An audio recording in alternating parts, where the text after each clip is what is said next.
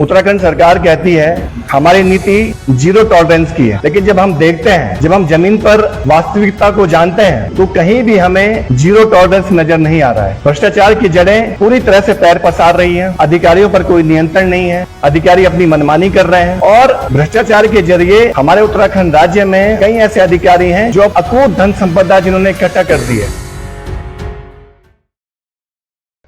आज की इस पत्रकार वार्ता में आप सभी पत्रकार साथियों का हार्दिक स्वागत, अभिनंदन।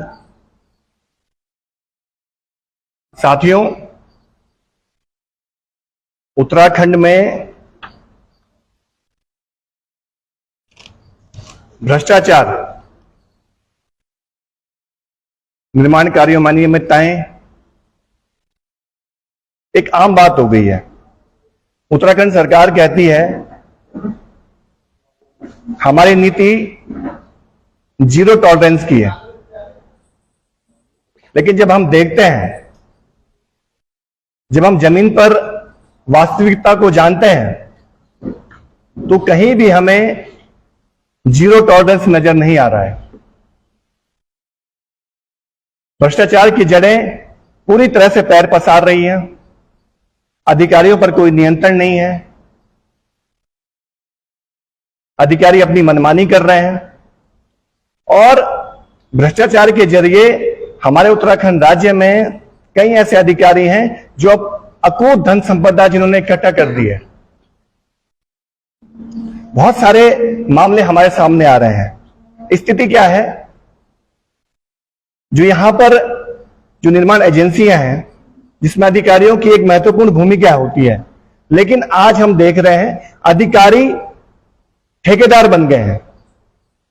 अब प्रत्यक्ष रूप से ठेकेदारी कर रहे हैं।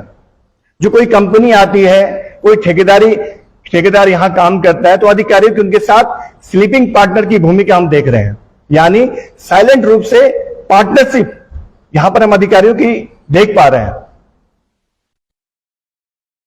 यानी अधिकारी कंपनियों में निवेश कर रहे हैं, जो कंपनियां उत्तराखंड में काम कर रही हैं, और उसके जरिए यहां पर भ्रष्टाचार हो रहा है। और जो अधिकारी निवेश कर रहा है तो उससे हम क्या उम्मीद करेंगे, उस कंपनी के खिलाफ वो कार्रवाई करेगा। कहीं जांच रिपोर्ट हमारे सामने है जिसमें अनियमितताओं के मामले सामने आने के बाद उन कंपनियों को काली सूची में यानी कि ब्लैक लिस्ट करने की अनुशंसा की गई है। बूंद बूंद के लिए लोग तरस रहे हैं और पानी के संकट से लोगों को निजात दिलाने के लिए भारत सरकार ने एक स्कीम शुरू की, जल जीवन मिशन स्कीम। इस स्कीम का, इस मिशन का मुख्य उद्देश्य यही था, ग्रामीण क्षेत्रों में पानी की पर्याप्त आपूर्ति करना, लोगों को स्वच्छ पानी देना। लेकिन आज हम देखते हैं यह मिशन उत्तराखंड में पूरी तरह से फेल हो गया है। मैं कहूंगा ये भले ही नाम के लिए जल जीवन मिशन हो, लेकिन इसकी वास्तविक सच्चाई यह सिर्फ नल कमीशन मिशन तक रह गया है। यानी नलों के खरीद में घोटाले, निर्माण कार्यों में घोटाले, मानकों के विपरीत सारे निर्माण कार्य हम उत्तराखंड में देख रहे हैं। तमाम तरह से जांच हो रही है लेकिन कोई कार्रवाई नहीं हो रही है और आम जनता किस तरह से पानी को लेकर परेशान है, इस बात से हम सब लोग भली भांति विज्ञ हैं।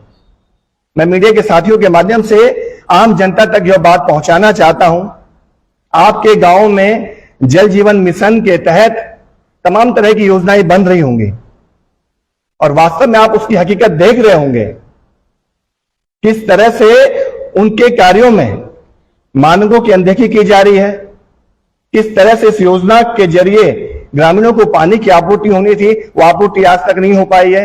और ऐसा मामला सिर्फ एक जनपद में नहीं है, पूरे उत्तराखंड के जितने भी पर्वतीय जिले हैं वहां हम देख रहे हैं। सबसे महत्वपूर्ण जो बात है, जो जल जीवन मिशन के तहत जो हमने देखा, भ्रष्टाचार तो इसमें है ही, इसके साथ ही साथ यहां पर जितने भी निर्माण कार्य चल रहे हैं, स्थानीय ठेकेदार यानी जो यहाँ के मूल निवासी हैं, जो स्थानीय यहाँ पे कॉन्ट्रैक्टर हैं, उनको काम ही नहीं दिया जा रहा है। अधिकतर बाहर की कंपनियों को यहां पर लाया जा रहा है और उनसे निर्माण कार्य करवाए जा रहे हैं।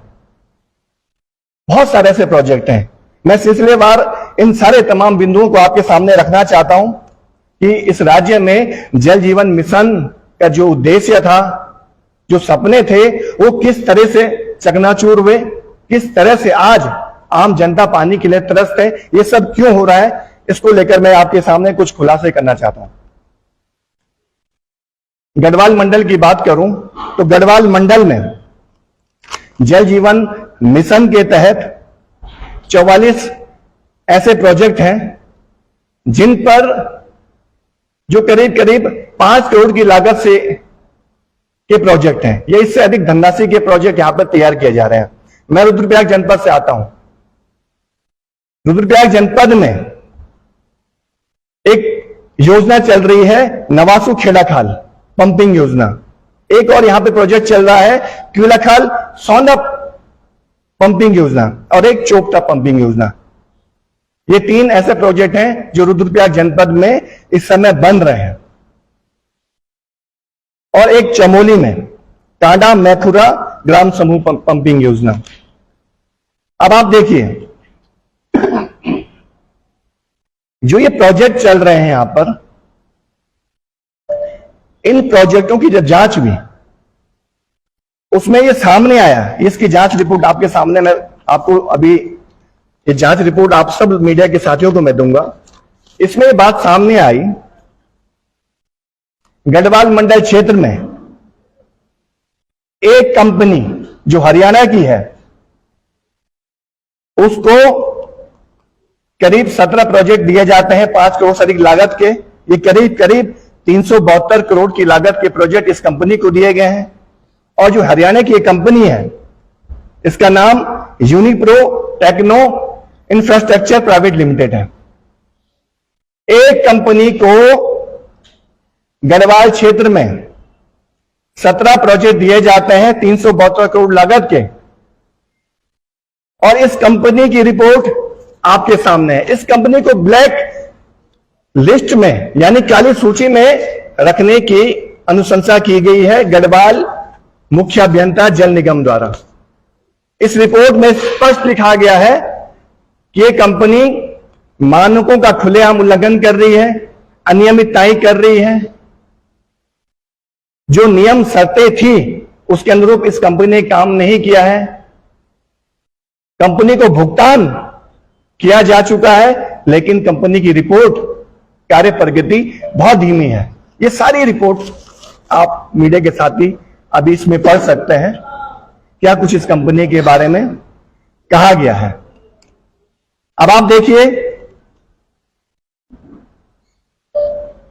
एक कंपनी को इतने सारे प्रोजेक्ट मिलते हैं, उसको काली सूची में डालने की मांग होती है, लेकिन प्रबंध निदेशक जिनको ये लेटर जारी होता है, इस पर कोई कार्रवाई नहीं होती है।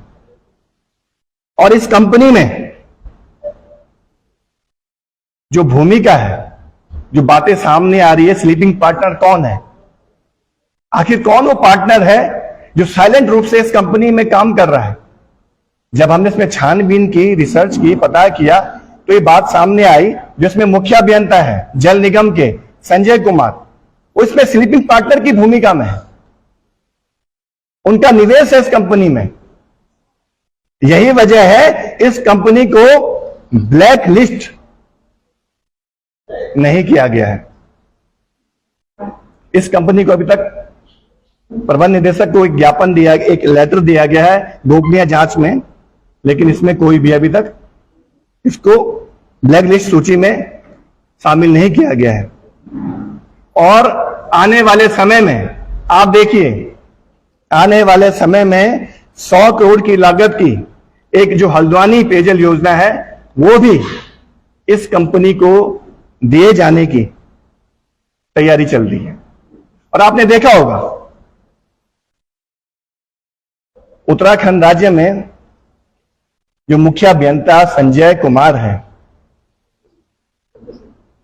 संजय सिंह जो ये अधिकारी है, हम चाहते हैं कि इसकी भूमिका की भी जांच होनी चाहिए। आखिर ये किस तरह से पार्टनरशिप निभा रहे हैं इन कंपनियों के साथ, किस तरह से ये इन कंपनियों को काम दे रहे हैं जो गलत तरीके से यहां पे काम कर रहे हैं। आपने देखा होगा अभी हाल ही में जो कुमाऊं के मुख्य अभियंता हैं एसके विकास, उनकी आय से अधिक संपत्ति के मामले में भी आपने देखा होगा सवाल उठे थे। उनकी भी आय की संपत्ति के मामले में सवाल उठे थे उन पर। नया क्या है तो सभी को पता है कि चोर है, आप इसमें नया क्या बता रहे हैं? हम इसमें आपको ये बताना चाह रहे हैं आने वाले समय में हम क्या करने जा रहे हैं। आज तक देखिए लोग घोटाले खोलते हैं, बैकडोर से सेटिंग हो जाती है। आप बताइए, मीडिया के सामने है, अभी तक इस राज्य में हुआ क्या है? सब लोग बैकडोर से सेटिंग कर रहे हैं। एक छोटा सा सवाल है, एक साल में वो आ नहीं पाएगा। संजय सिंह की स्लीपिंग पार्टनरशिप किस तरह से, मतलब प्रूफ कैसे होगी उसको देखिए, कुछ ट्रांजैक्शन है जो बैंक डिटेल है जो हमारे पास आए हैं, जो सबूत आए हैं कि जो इंदिरा अर्जुन कंस्ट्रक्शन है, ये जो इनके बैंक डिटेल है उसमें सामने आएगी कुछ ट्रांजैक्शन हुई है इसके माध्यम से, और भी तरह से ट्रांजैक्शन हो रही है। इनके जो लोन है, किस तरह से इन्होंने लोन लिया है, कितना लोन लिया है, कितनी इनकी किस्तें जा रही हैं, वो सारी डिटेल हमारे पास आई है। नहीं, देखिए इसमें मुखिया अनुपम, हाँ, क्या जांच करी गई है?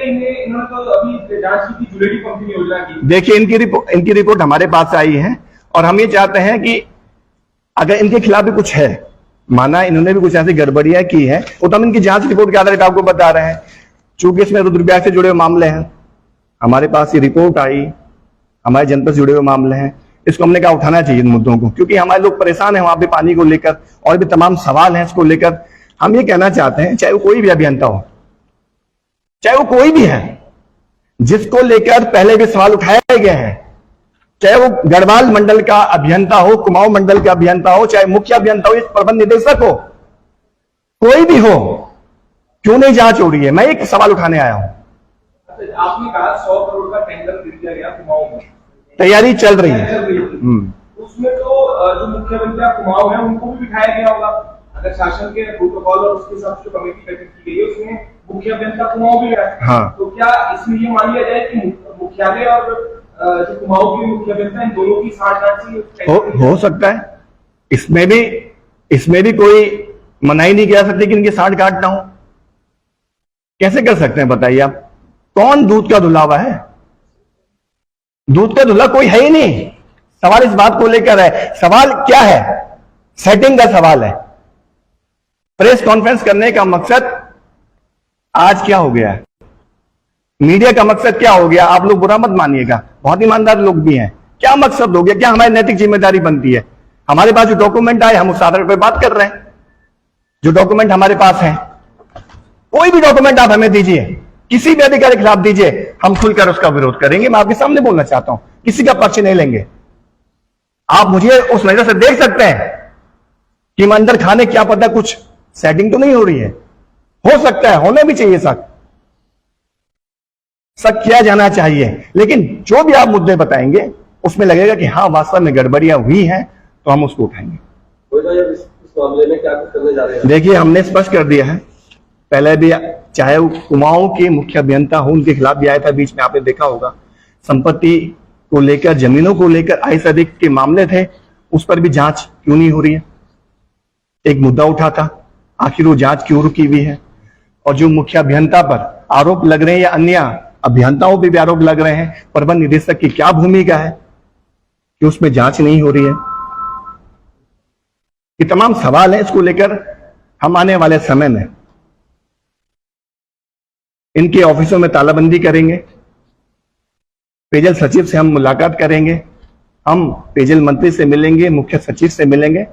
तमाम तरह के जो यहां पर ये गड़बड़ियां हो रही हैं, लोग परेशान हैं, इतने घोटाले हो रहे हैं, सरकार इसमें क्या कर रही है, हम सवाल पूछेंगे। आने वाले समय में हमारी ये तैयारी। देखिए, आप एक बात समझिए ना, ये मथुरा पानी की टंकी गिरने से हादसा होता है। मथुरा में 2 लोगों की मौत होती है, महिलाओं की मौत होती है, और उत्तराखंड में एसएन कंस्ट्रक्शन जो मथुरा में पानी की टंकी बनाती है, उसको यहां आप सीवरेज से काम देते हो।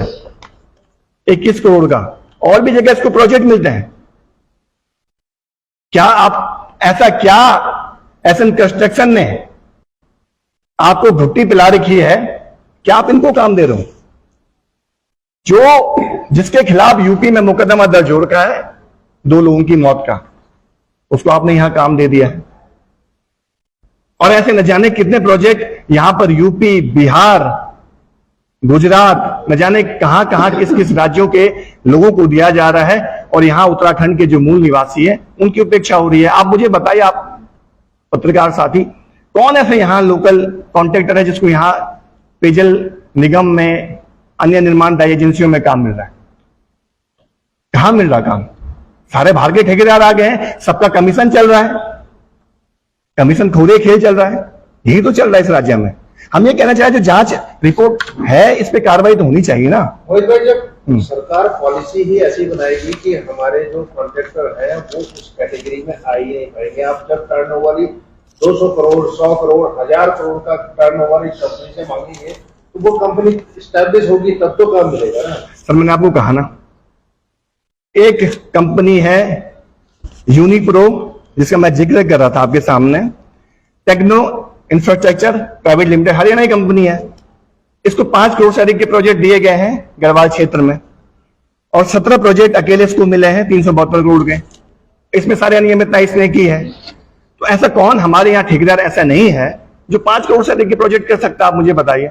बहुत सारे ठेकेदार है हमारे पास जो ए श्रेणी में काम करते हैं, जो बी श्रेणी में काम करते हैं। तो सीधी कौन से अधिकारी हैं जिनकी संदिग्धता सीधे तौर पर नजर आती है? देखिए, इसमें एक तो प्रबंध निदेशक हैं, जिनको ये इनको लेटर जारी हुआ है जांच के लिए। जांच के बाद गोपनीय रिपोर्ट है, क्यों ब्लैक लिस्ट इस कंपनी को नहीं किया जा रहा है? मुख्य अभियंता की भूमिका, इसमें मुख्य अभियंता की भूमिका भी है, जो सामने आ रहे हैं, जो तथ्य आ रहे हैं।